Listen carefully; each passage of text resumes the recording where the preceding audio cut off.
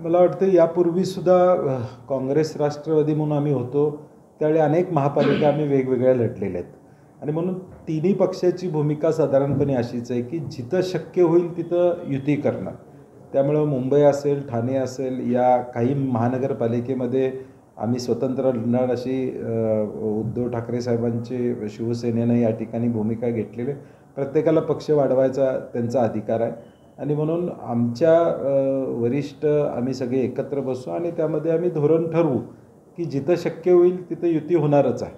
म्हणजे आता कोल्हापूरचा विचार केला तर इथं आमची युती व्हायला काय अडचण येईल असं मला वाटत नाही आणि म्हणून जिथं शक्य होईल राज्यामध्ये तिथं आम्ही युती करू, जिथं शक्य नाही आहे तिथं आम्ही स्वतंत्र लढू। उद्या पोस्ट पोल अलायन्स देखील होऊ शकतो, प्रीपोल अलायन्स झालं नाही तर अनेक ठिकाणी झालेलं आहे आपल्या पोस्ट पोल अलायन्स देखील। आणि स्थानिक स्वराज्य संस्थेत हजारो कार्यकर्ते इच्छुक असतात आणि त्यामुळं विधानसभेला आपण बघितलं किती इच्छुक होते आणि स्थानिक स्वराज्य संस्थेत तर जास्त असतात। त्यामुळं वेगळं लढण्यामुळं महाविकास आघाडीमध्ये कुठं फूट पडली असं नाही। महायुतीचं देखील आता वक्तव्य ऑलरेडी आलेलंच आहे पूर्वी की जिथं शक्य असेल तिथं युती करणार मुख्यमंत्र्यांनी जाहीरपणे सांगितलेलं आहे आणि तो स्थानिक पातळीवर निर्णय देणार असं महायुतीने पण सांगितलं। तर महाविकास आघाडीत फूट, महाविकास आघाडीत आमकं असं काही नाही आहे। प्रत्येक पक्षाची भूमिका आहे आणि ती भूमिकेला आम्ही घेऊन पुढे जाणार। तर शिवसेनेने ही भूमिका त्यांची मांडली, काँग्रेस म्हणून मग तुमची पुढच्या काळामध्ये काही भूमिका असणार आहे का? स्वबळावरती जर लढायचं मिळालं तर तुमची तयारी पूर्ण? नाही, शेवटी मी म्हटलं तसं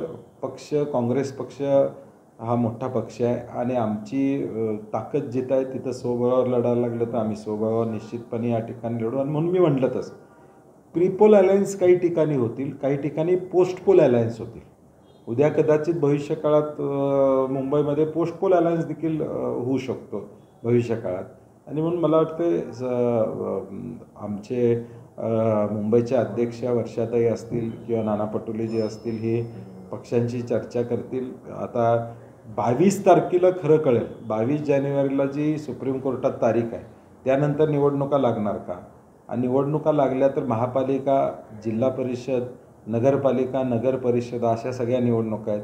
निवडणूक आयोग या सगळ्या निवडणुका पावसाळ्याच्या आधी घेऊ शकतं का हाही प्रश्न महत्त्वाचा आहे आणि म्हणून कुठल्या निवडणुका पहिल्या होणार त्याच्यावर काही गोष्टी पुढे घडतील। खरं तर मुंबई महानगरपालिका ही आर्थिक राजधानी म्हणून त्याकडे ओळखलं जातं, मात्र त्या ठिकाणी स्वबळाचा नारा देऊन त्या ठिकाणी यश येईल असं वाटते का महाविकास आघाडीला? कारण त्या ठिकाणी महायुती देखील ताकदीनं उतरताना पाहायला मिळते। तुम्हाला नेमके या संदर्भात काय? नाही, विधानसभेचा पॅटर्न वेगळा आणि महानगरपालिकेचा पॅटर्न वेगळा। महानगरपालिकेमध्ये पूर्वीसुद्धा काँग्रेसचं प्राबल्य हे मुंबई महापालिकेमध्ये राहिलेलं आहे, उद्धव ठाकरे साहेबांचंही प्राबल्य त्या ठिकाणी राहिलेलं आहे आणि म्हणून लोक आता गेल्या 4 वर्षामध्ये प्रशासकाच्या कारभाराला या राज्यातले जनता कंटाळलेले आहे। म्हणजे प्रशासकानं अंधाधुंदी कारभार जो केला आहे, मुंबईत आज 1.5 लाख कोटीची कामं चालू आहेत, कुठनं पैसे देणार आहेत माहीत नाही। मुंबई महापालिकेमध्ये एवढे प्रोजेक्ट्स घेतलेले आहेत आणि त्याच्या अनेक प्रकरणं आता बाहेर येत आहेत आणि म्हणून मला वाटते मुंबईतली जनतासुद्धा वैतागलेली आहे की गेल्या 3-4 वर्षामध्ये जो कंट्रोल भाजपनं ठेवला होता त्याला कंटाळून मॅन्डेट आमच्या बाजूने दिलं अशी आम्हाला खात्री आहे। महापालिका निवडणुका लागणार आहेत लवकर, प्रभाग रचनेचा अद्याप दिसून येतोय। आघाडी सरकार असताना एक वेगळी रचना करण्यात आली होती, परत युतीने बदलली, आता नेमकं कशा पद्धतीने ह्यातला ओबीसी या आरक्षणाच्या संदर्भातली एक याचिका आहे आणि शिवसेनेनं प्रभाग रचनेवरची एक याचिका सुप्रीम कोर्टामध्ये केली आहे। 2 वेगवेगळ्या याचिका आहेत आणि म्हणून 22 तारखेला काय निर्णय लागतो त्याच्यावर पुढचं सगळं ठरेल।